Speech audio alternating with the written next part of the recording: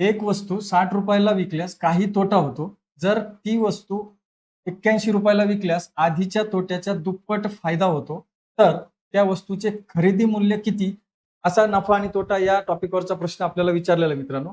अगदी कमी वेळेत आणि सोप्या भाषेत कसा सोडवायचा हे मी तुम्हाला या व्हिडिओच्या माध्यमातून सांगणार आहे.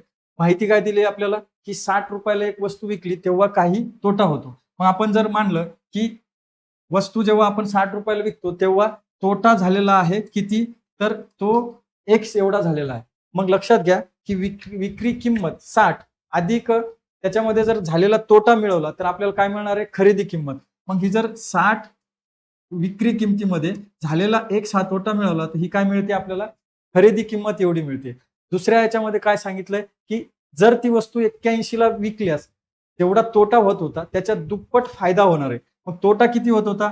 तर इथे आपल्याला तोटा होत होता एक्स. आता फायदा किती होणार आहे? याच्या दुप्पट म्हणजे किती? तर 2x एवढा फायदा होणार आहे. वस्तू केवढ्याला विकल्यावर? 81 ला.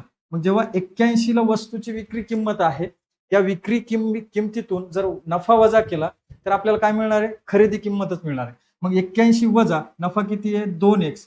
मग 2x वजा केले ही पण काय झाली आता? खरेदी किंमत. मग इथे सुद्धा खरेदी किंमत आहे आणि ही सुद्धा काय आहे? खरेदी किंमत आहे. मग हे दोन्ही जरी सारखे असेल तर आपण इथे काय करणार? इक्वल करणार आणि आता हे सोडवणार. लक्षात घ्या, -2x आहे ते इकडे पाठवले तर इकडे येऊन ते काय होतील? प्लस होतील आणि हे 60 तिकडे जाऊन मायनस होतील. मग इथे काय होईल? x अधिक 2x बरोबर 81 वजा 60. मग इथे 2 अधिक 1 x अधिक 2x बरोबर किती? तर 3x बरोबर 81 वजा 60 बरोबर किती? तर 21. मग x ची व्हॅल्यू या ठिकाणी काय मिळणार आहे आपल्याला? x बरोबर 3 ने 21 ला भाग दिला. 3 एक 3, 3 7 ते 21 म्हणजे x ची व्हॅल्यू मिळाली आपल्याला 7. आता x ची व्हॅल्यू 7 मिळाली. या ठिकाणी काय झालेला होता? तोटा. मग विक्री किंमत अधिक तोटा बरोबर काय आहे? खरेदी.